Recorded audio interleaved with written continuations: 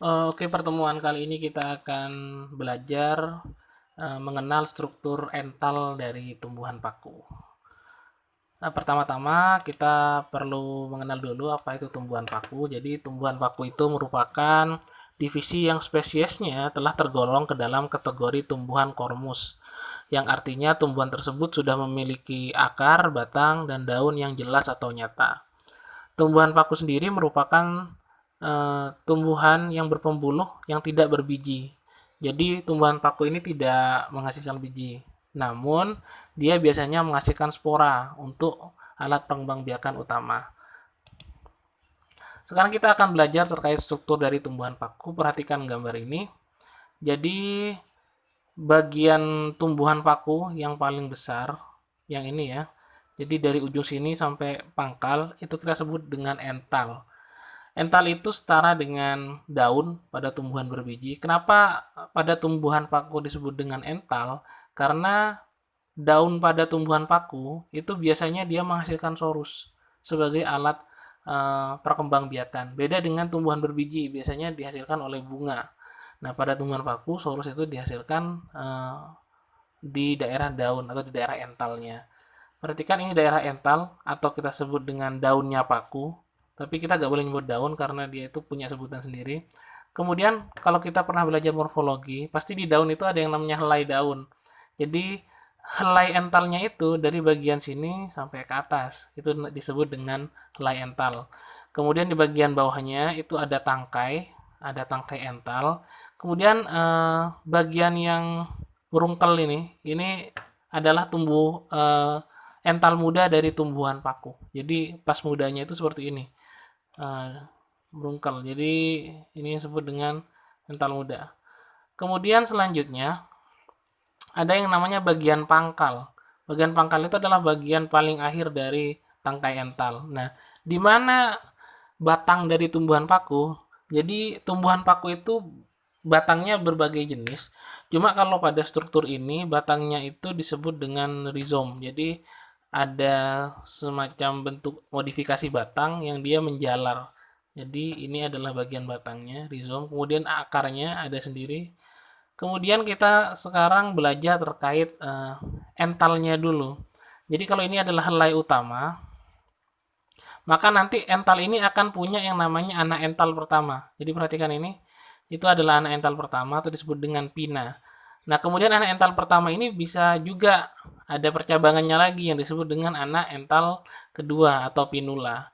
Dari anak ental kedua ini bisa juga lagi ada muncul segmen atau disebut dengan anak ental ketiga. Sekarang kita coba zoom yang bagian ini. Kita zoom ke sini.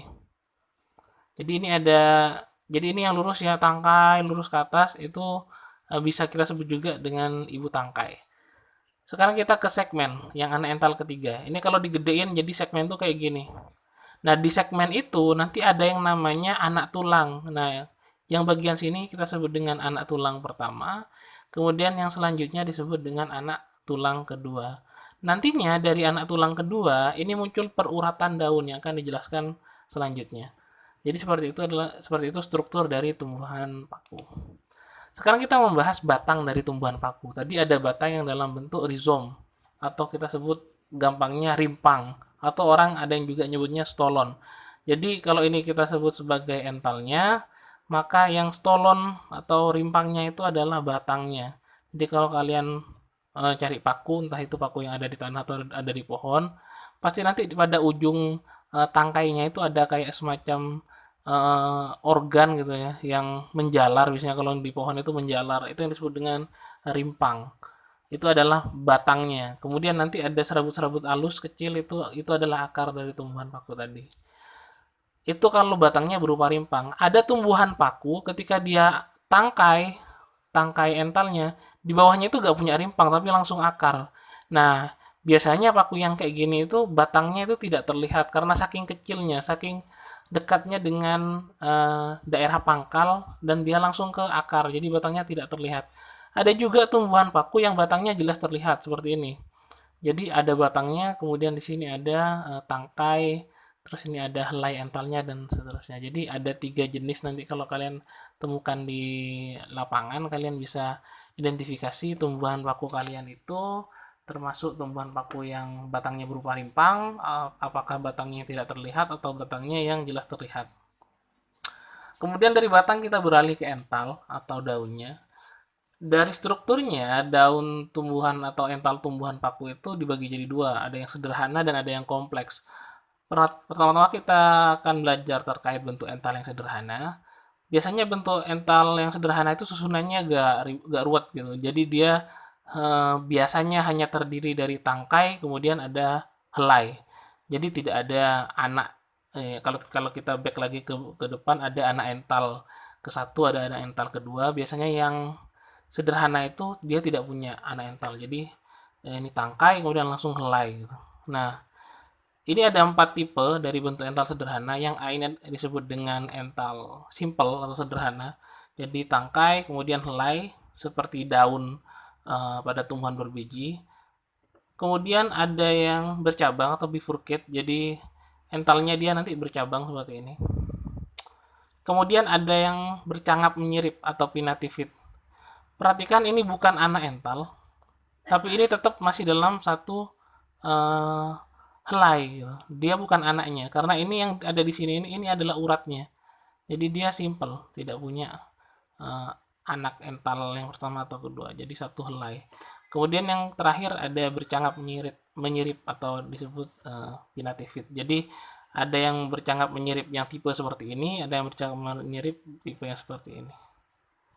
Jadi seperti itu untuk yang bentuk ental sederhana. Sekarang kita ke bentuk ental yang kompleks. Biasanya bentuk ental yang kompleks dia itu punya anak ental. Di sini perhatikan ada kode R. R itu adalah ibu tangkai yang ini ya. Kemudian P itu anak ental ke-1.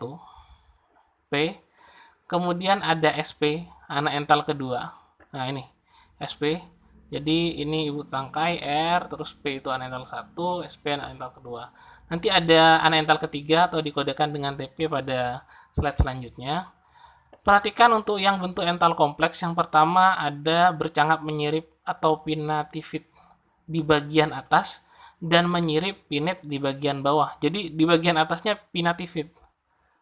Kayak yang tadi, kayak yang simple. Namun di bagian bawah dia berubah nih menjadi pinnate atau menyirip. Nah, di bagian bawah inilah nanti yang akan menjadi anak ental pertama. Tapi kalau yang di atas ini dia mirip seperti yang ini, yang D. Tapi di bagian bawah dia jadi anak ental yang pertama. Kemudian yang kedua, yang B, menyirip. Jadi ada yang tipe menyirip atau pinnate.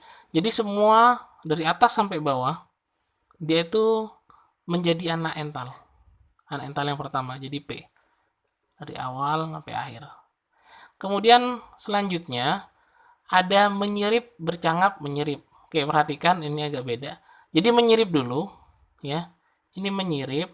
Setelah itu perhatikan di bagian P. Di bagian P itu tipenya seperti yang D. Nah, ini menyirip sama kayak gini. Kemudian di bagian P-nya aja, dia itu tipenya yang D. Jadi dia gabungan antara menyirip dengan yang tadi, yang simple. Kemudian selanjutnya ada menyirip ganda, artinya dia menyirip dulu 1, 2 gitu ya. Kemudian menyirip lagi, jadi menyirip ganda. Oke, selanjutnya ada yang menyirip 3. Nah, tadi kan ada P anak ental pertama, kemudian ada SP anak ental kedua, nah ada TP anak ental ketiga. Jadi ada 3 anak ental di situ. Nah, kalau menyirip 3 itu ada 3. Ada menyirip pertama dulu P, menyirip lagi kedua, kemudian yang ketiga. Kemudian ada pedata.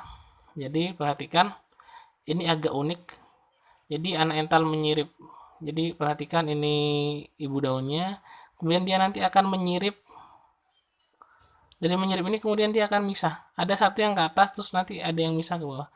Jadi P-nya ini yang bagian ini. Oke. Dia punya anak ental kedua. Perhatikan di bagian yang ini anak ental keduanya. Cuma perhatikan strukturnya dia agak sedikit berbeda.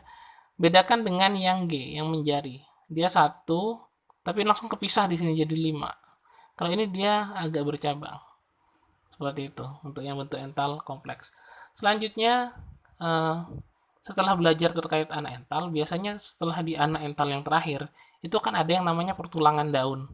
Pertulangan daun di tumbuhan paku itu ada 3. Yang pertama ada pertulangan sederhana atau open simple, seperti ini contohnya.